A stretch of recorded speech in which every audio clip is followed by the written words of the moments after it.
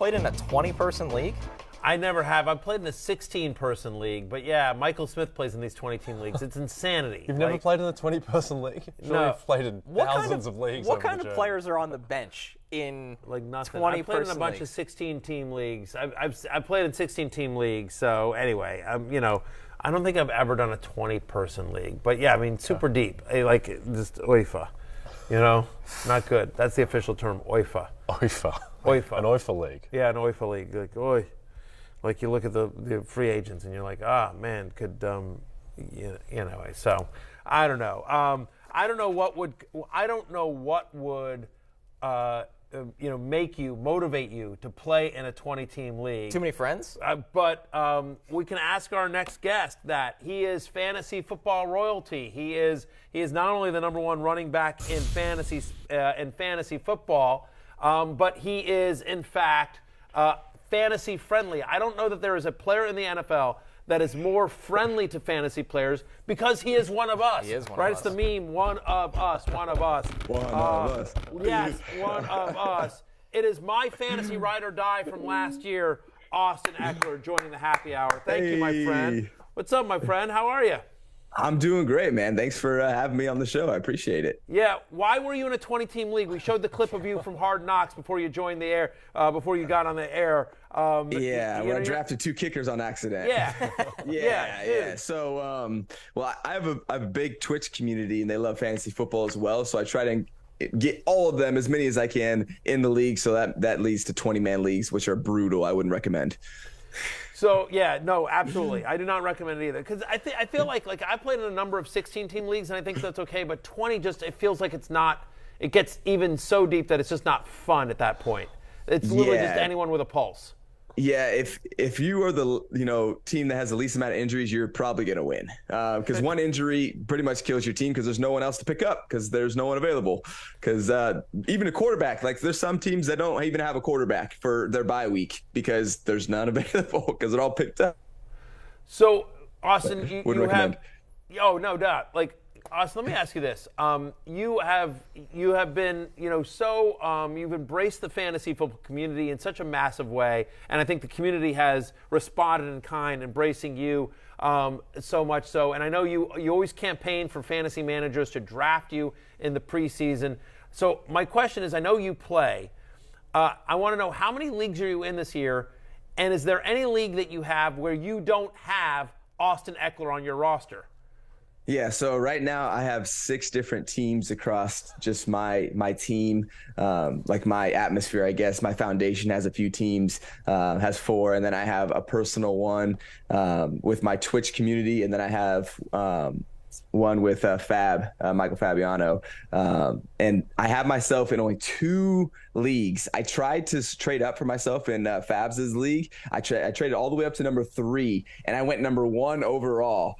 So it was like that's cool, but also I wanted to get myself. So right now we're sitting with 6 teams, and I have help. I have a manager that helps me out because it is a lot to keep up with, as you all know, keeping up with trades, keeping up with injuries and things like that. So right now I have one team, my 20-man league team. I am 0-7 because my first and second round pick got hurt. So pretty much wait until next year on that league. So, and then I have some teams that are doing pretty well. So it's a whole mix. Austin, I assume you won't be doing it this year given your RB1, but have you ever benched yourself in fantasy? Not a chance. Never bench Austin Ekeler on fantasy. There you go. That's a good rule to live by. Yeah. As a fantasy football player, have you ever benefited from or had to sweat Monday Night Miracles of a game you are playing in? I mean, every game is a sweat for me, right? Like I have to go out there, like I have to do my best regardless if I have myself on my fantasy, if I need 30 points or 50 points or 2 points from me, right? I'm going out there because I know that there's a lot of people that are relying on me, and I rely on myself for other reasons, right? To continue to play at a high level. So it's a sweat for me every day. Yeah, have you ever like you're going into like on a Monday night game or a Sunday night game, and you have yourself on your team, and you're down in a matchup, and you're like, yo, Justin, I understand they just called an out to Keenan Allen, but give me the ball here. Listen, I got to help myself. Come on. Have you ever campaigned? I get my fair. I've never had that scenario. Even if I did, I get the ball enough that I'm going to make it happen. I'm going to get it done. So that wouldn't be the case. Fair enough. Let's talk a little bit of Chargers offense here. You get it as a fantasy manager, so you guys are on a bye. I have a couple questions here about the offense, sort of a two-parter one. Number one is that I think it's obviously benefited you. You're on pace to have more receptions than an NFL running back in history.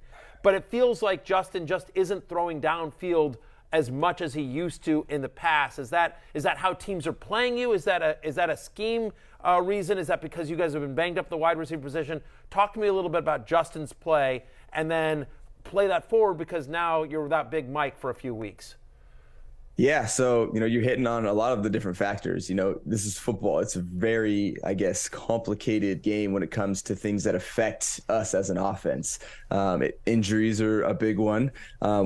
Our ability to run and pass is a big one. And so our inability to run, this far in the season has really, I think, factored into our success. It allows teams just to keep 6 in the box and play too high. So they're going to say, hey, we're going to make you run the ball against us. If you can't do that, we're ready for the pass. And we're not going to let you throw it deep, so you're going to have to dump it down to the flat. So as a consequence, guess who's catching all the flat balls? Well, that's me in the flat. So it's not, I would say, the best thing that I'm catching all these balls. I would rather see, Mike Dub, Josh Palmer, Keenan, these guys that are running down the field catching balls. And, every once in a while, check it down to me if protection breaks down.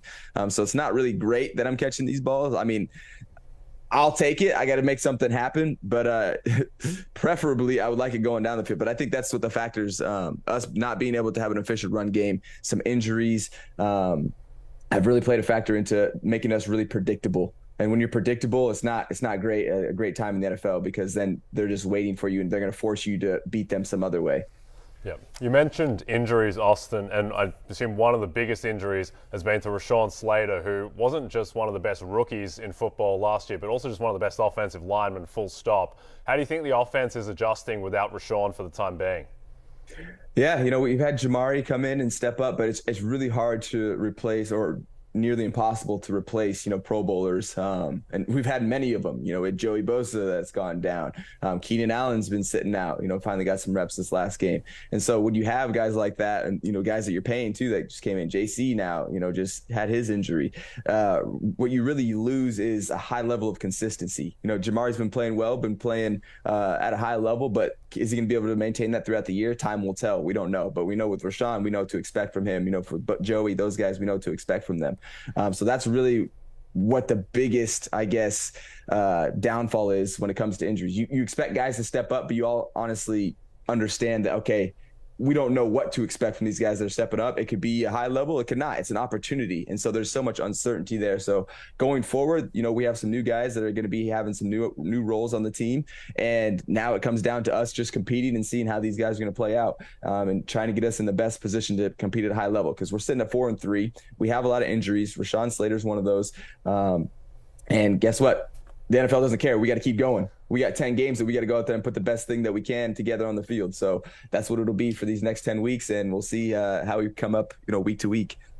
All right, Austin, so let me ask you this. You're a fantasy manager yourself, so as you hit the waiver wire, you get it. So as the Chargers come out of the bye, you just mentioned you guys don't want to be as predictable. You've got to start mixing things up here. Obviously, tough injury to Mike Williams, who's going to miss a number of weeks here. You do get Keenan back, but who do we want to pick up? Do we want to pick up Josh Palmer, DeAndre Carter? We're going to see some more Gerald Everett. You get it. We're asking this. Come on. Who are we picking up from the Chargers while Mike Williams is out? If I'm looking at our roster, just looking at the past of what's happened, Josh has been playing a part in our role, or in our game, but I feel like he more so plays that Mike Williams spot if you pay attention to anything that's going on with the Chargers. And so now that Keenan's back, Josh is going to be back on the outside for us, running down the field. And we'll have Keenan back in the short intermediate, doing his thing, man on man. And so I'm picking up Josh Palmer if I can. If he's out there, I'm picking him up. Austin, you were Matthew Berry's ride or die last season. Number one, were you aware of that? And two, did it play a part of your RB3 finish last season and RB1 overall performance this season? That's a big title.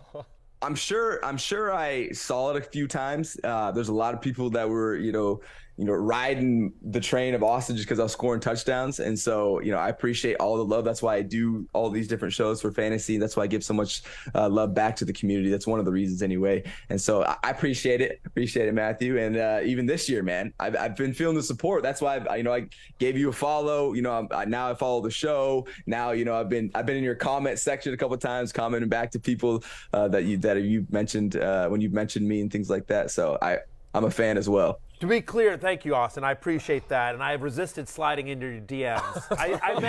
I may still do it once in a while, but I have yet. But I do appreciate the follow. I've resisted into sliding into your DMs. I will say this though. You were my preseason fantasy ride or die last year. Preseason.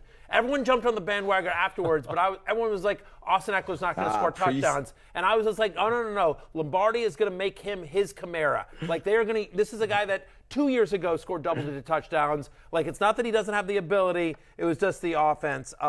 And so I was on the bandwagon before it was cool, Austin. I just want credit. I appreciate that. Appreciate that. All One of the OGs. So I'm sure you've heard, as you know, fantasy team names are always a big thing here. We want to run some fantasy football team names inspired by you, and get a thumbs up, thumbs down, whether you approve it or not. This one's an obvious one. X marks the spot. X obviously spelled E-C-K-S. Or E-K-S. Or they spell my last name wrong? No. Yeah. They said E-C or they do E-K? What it says on my sheet is they spelled it wrong with an E-C-K-S. Oh, then that's a thumbs down. Yeah. That's a thumbs down. Yeah. You got to get the last name You got to get the name right. E-K-E. Yeah, come on. What about X Factor? X Gone Give It To You? I don't mind that. Yep. Double thumbs up there. Austin Powers. I feel like that's pretty. Yeah. It's not unique. Ek Learning Curve? That's a new one. I've not heard of that one. I'll give it a thumbs up. Okay. There we go. Rated X. Rated X. Wow. EKS. That's cool. I like it. It's fair. You do some dirty stuff on the field. Austin Ekeler, we love you. Thanks for joining us so much. We appreciate you. Have a great season. For the happy hour, we'll see you on Sunday. Peace out. Hey, it's Matthew Berry from NBC Sports and RotoWorld.com. Just want to thank you so much for watching what you just watched, or at least being too lazy to click out of it after the autoplay just kept it going. So either way, thank you so much for just letting it scroll by your screen. And now I'd like to ask you respectfully, please subscribe to the NFL on NBC YouTube channel for the latest NFL news, fantasy headlines from RotoWorld, and betting analysis from NBC Sports Edge.